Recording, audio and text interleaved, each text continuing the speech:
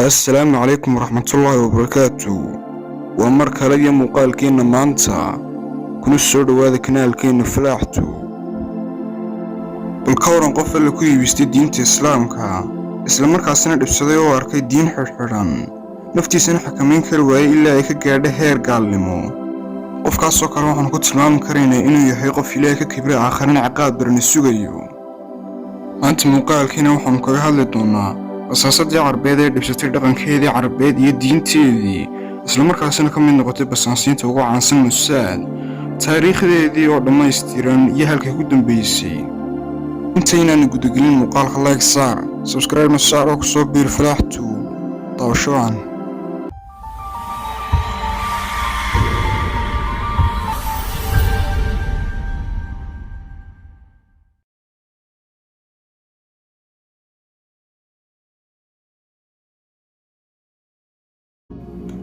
آمنة داود المفتي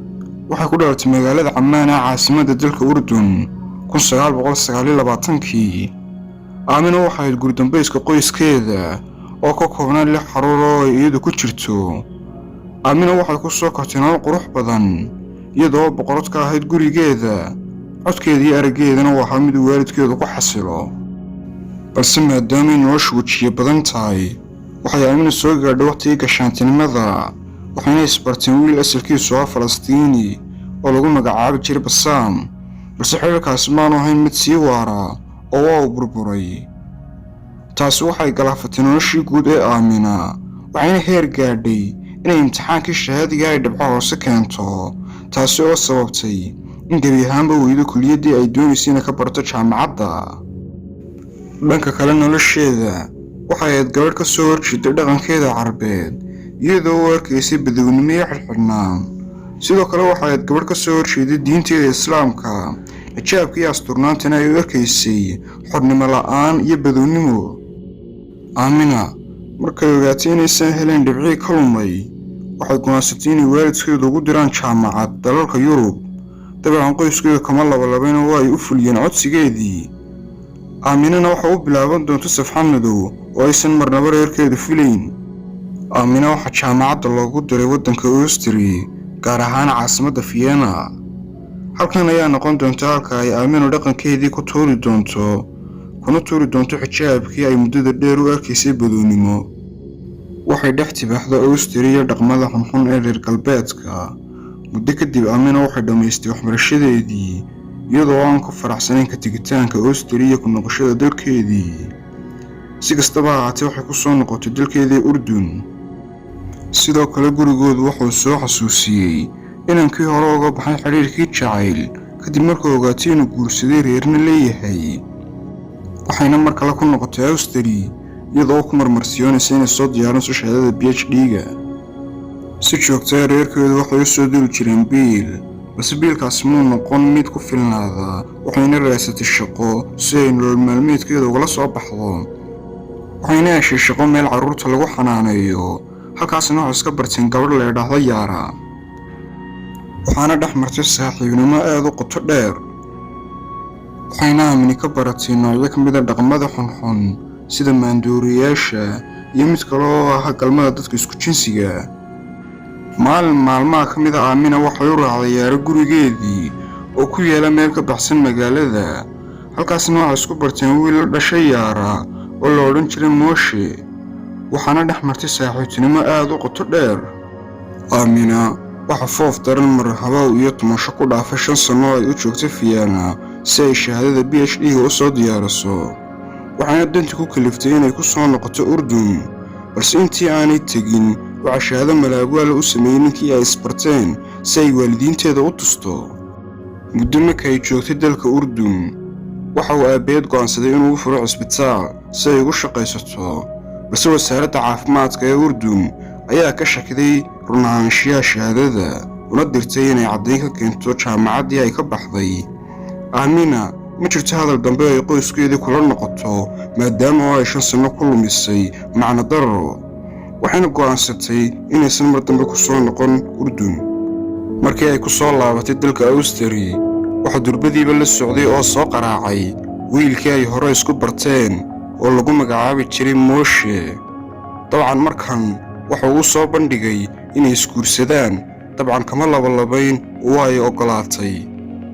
balse maadaamay dhaqanka yuhuudda ka mamnuuc tahay inuu ninku guursado gabadh aan ahayn yuhuudiyad, waxayna diinteedii islaamka halkaasi kaga baxday maadaamay markii horeba ahayd gabadh ka soo horjeeda islaamka.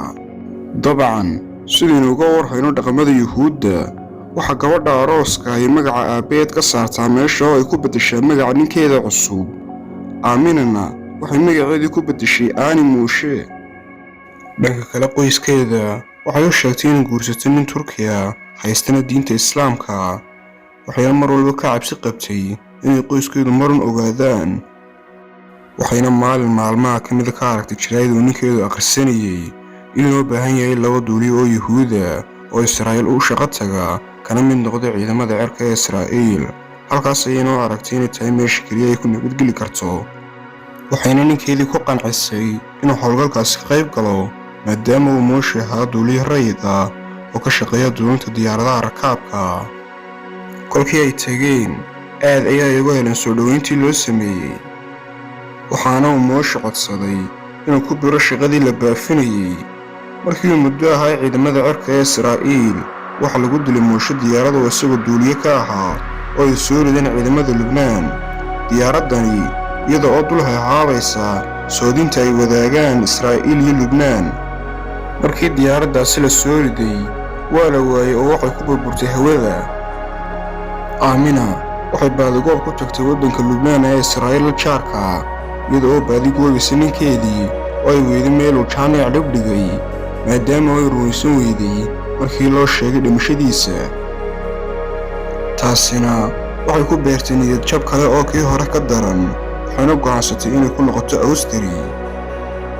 intii ay ku sugnaydna waxa soo booqday 3 sarkaal oo ka socda sirdoonka Mossad,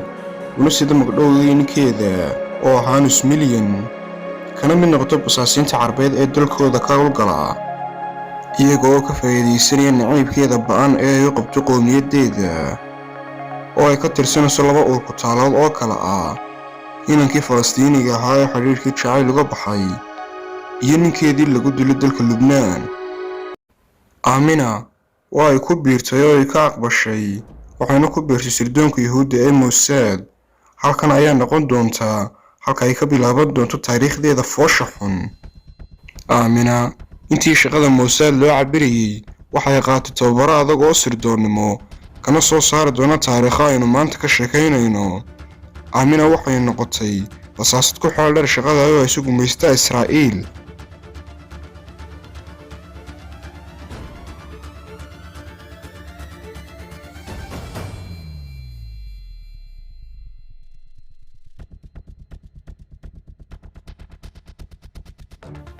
aamina waxay ku dhex milantay kooxii wax iska caabinta Israa'iil, iyada oo ku qabanaysa daaha mutadawiciinta ee hilka la garab taagan walaalahooda Falastiiniyiinta, waxayna noqotay xubin ku casuuman safka hore ee taageerayaasha. dhanka kale waxay noqotay mas'al la aqoon habka uu wax u dilo, balse leh muuqaal bini'aadam. ugu dambayntii waxay saldhigatay Lubnaan, waxayna bilowday inay samaysato kooxo la shaqeeya.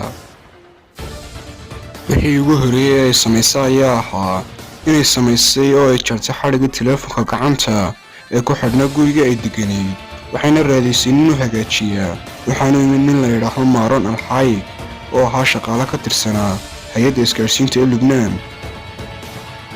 waxay awood u yeelatay inay tashkiiliso oo noqdo gacanteeda midig. ninkan ayaa gaadhay heer uu u keeno nambaradii madaxdii u sarsaraysay ururkii wax iska caabinta ee Lubnaan. iyaduna waxay la wadaagtay Mossad, waxayna bilaabeen inay mid u ugaarsadaan dhammaan madaxdii ay heleen lambaradoodii iyo goobihii ay degganaayeenba. ugu dambayntii aamina waxaa loo diray howlgal lagu baadigoobayo nin la odhan jiray Cali Xasan Salaama oo ka tirsanaa ururadaasi wax iska caabinta ee dalkaasi Falastiin. ninkan ayaa ahaa nin yuhuudda ka baqi jirtay, baqdintaas oo gaarsiisnayd in aynaysan garanayn xitaa hadhkiisa. aamina waa ay dadaashay, waxaana loo diray aamina inay xujo kasta ha ahaatee inay kaamaradaha qarsoon ee wax duuba ay ku beerto guriga xasan salaama, waxayna ku guulaysatay inay la kulanto cali xasan salaama kuna wada kulmaan mid ka mid ah hoteelada ku yaala magaaladaasi. wada sheekaysi dheer kadib waxaa dhacay arrin beddeshay gebi ahaanba jihadii uu u socday xaalku. waxaa dhacay inay Aamina weydiisay cali xasan oo ay ku tidhi ka waran carruurtaadii, waxaana isla markiiba cali galay shaki aad u weyn, si dhaqsaana uga kacay meeshii, ciidamadiisana ku wargeliyey inay raadiyaan macluumaadka gabadhan, halka ay ka soo jeedo iyo goorta ay dalka soo gashay. waxaana uu cali xasan salaama ogaaday inay qofka hor fadhidaaba ay tahay gabadh ah Urduniyeed, kuna nooleed Awstari, kana mid noqotay ciidamada sirdoonka ee Mossad. arrinta shakiga dhalisa ayaa ahayd in aan la garanayn inuu carruur leeyahay iyo in kale haba yaraatee, xitaa aanay cid ogeyn inuu xaas leeyahay, ayna tahay qoftani mid tirihiisa oo dhan gudbinaysay una gudbinaysa Mossad. Aamina iyada oo dareentay inay khalad ku tallaabsatay ayaa waxay sirdoonka Mossad diyaarinayeen sidii ay uga soo baxsan lahayd Lubnaan, balse ciidamada Lubnaan ayaa ahaa qaar isha ku haya oo la socda. ugu dambayntiina waa la soo qabtay oo waa la soo xidhay, waxaana la marsiiyey ciqaabo aad u adag oo kala duwan, ilaa markii dambe ay sheegtay wax alla wixii sir ahaa oo ay iirku ku qarsanaysay. waxaana markii dambe Lubnaan iyo Israa'iil ay 5 sano kadib isku dhaafsadeen maxaabiis isweydaarsi oo ay iyadu ku jirto iyo 2 kale oo ku xidhnaa Israa'iil 1980kii. dadka qaar ayaa sheegaya inay wejigeedii qalliin ku samaysay oo ay beddeshay, balse ma jirto cid si sax ah u garanaysa meesha ay ku dambaysay, Ilaahay mooyaane. haddaba daawada ma is leedahay adigu haweeneydani waxay caqligeedii iyo caqli badnaanteedii u adeegsatay qaab sax ah oo anfacday? intaasi ayaynu ugu eegahay muuqaalkeena maanta. fadlan haddii uu muuqaalku cajabiyey like saar, subscribe na saar oo kusoo biir Falaax Tube. assalaamu calaykum.